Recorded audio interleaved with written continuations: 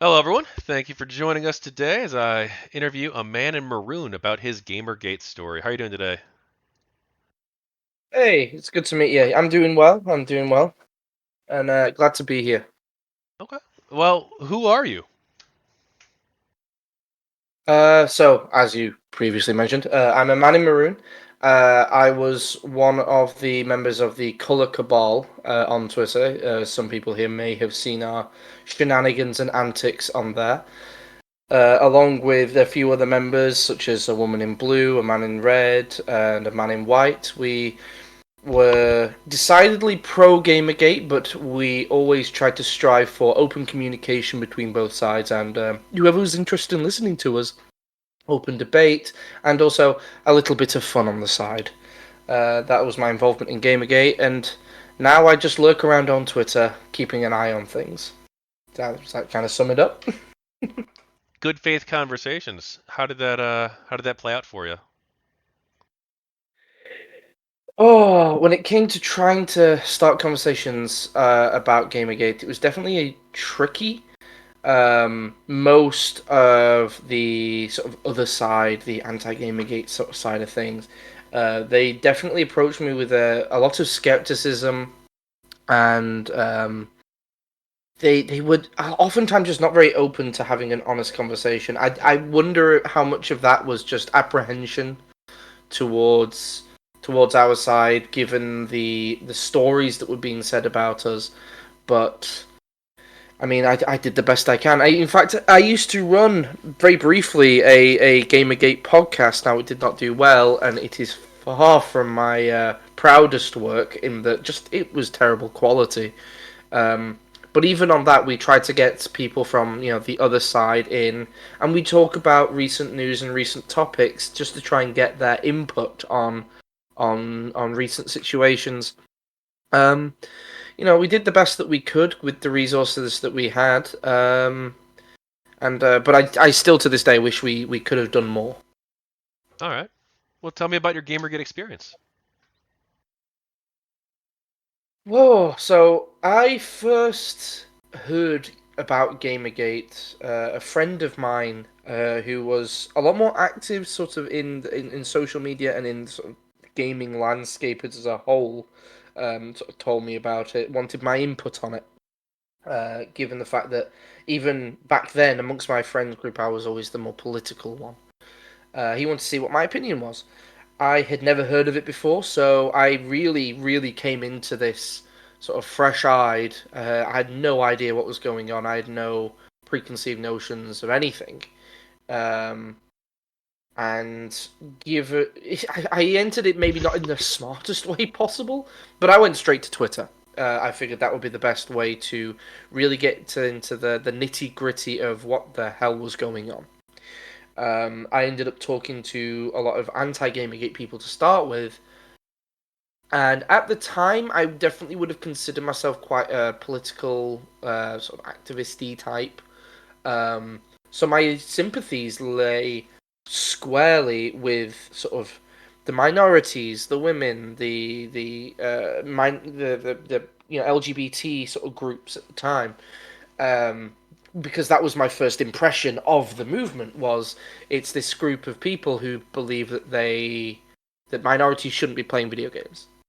That was my first initial impressions.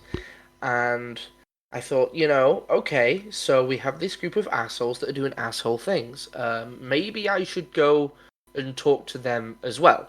Get a full, well rounded opinion and understanding of what was going on. And as soon as I started talking to people who were pro Gamergate, it didn't match up with what I'd been told previously.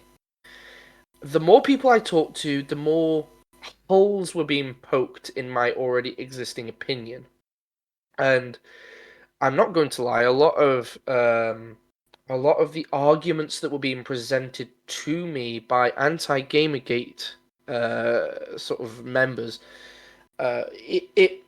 it reminded me a lot of religious arguments that I would have heard back when I was a member of the church. Now, I used to be a member of the church, I'm not anymore, but that's a story for another day. But a lot of the arguments, a lot of the logic that was being used reminded me of that, and I thought to myself, this really seems like one group attacking another for opinions that they don't even hold, for things that they're not even saying. Due to that, I sort of ended up becoming more of a fence sitter for a while.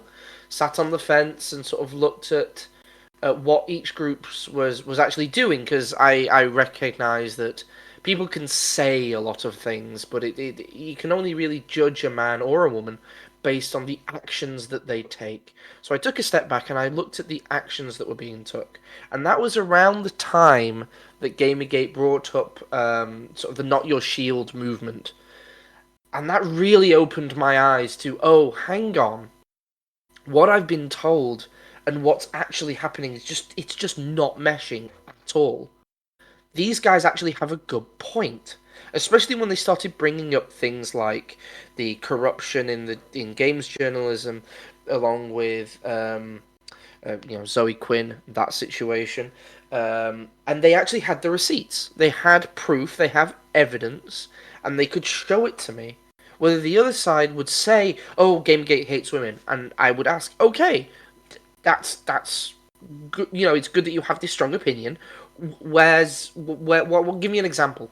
Like, where's that happening? Where is it taking place? What form is it taking?"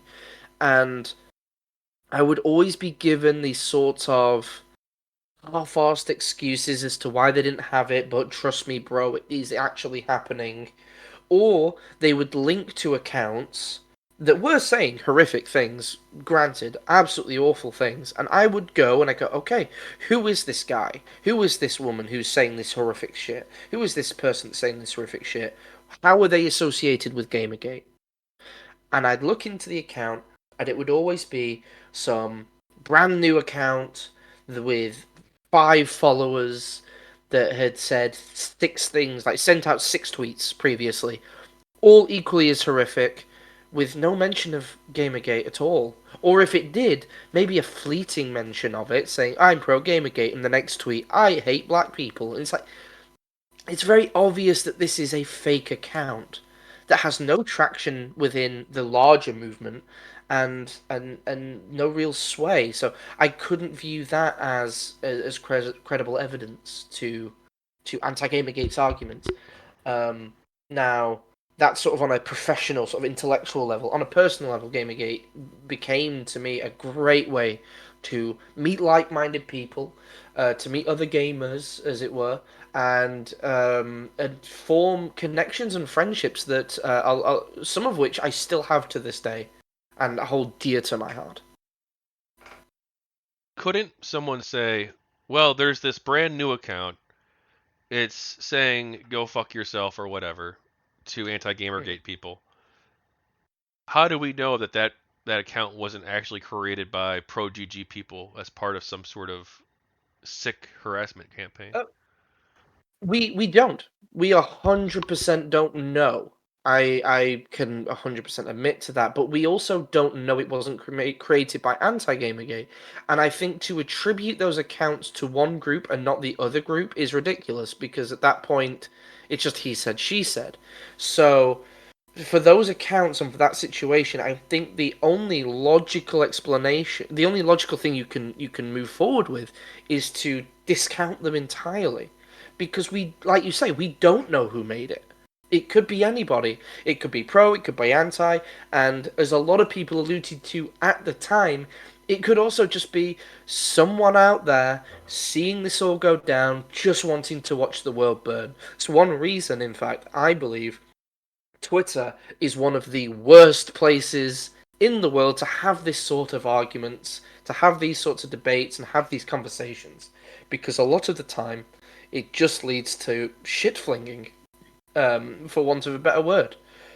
These new accounts, they sprang out of nowhere. They said 6 things and then they disappeared. Like, I don't see that as credible for either side. I don't see that as anti-Gamergate people being awful. I don't see that as pro-Gamergate people being awful, because the burden of evidence isn't being fulfilled. There's still this lack of any sort of any evidence really as to who's created this account, or to these accounts, because it was obviously multiple.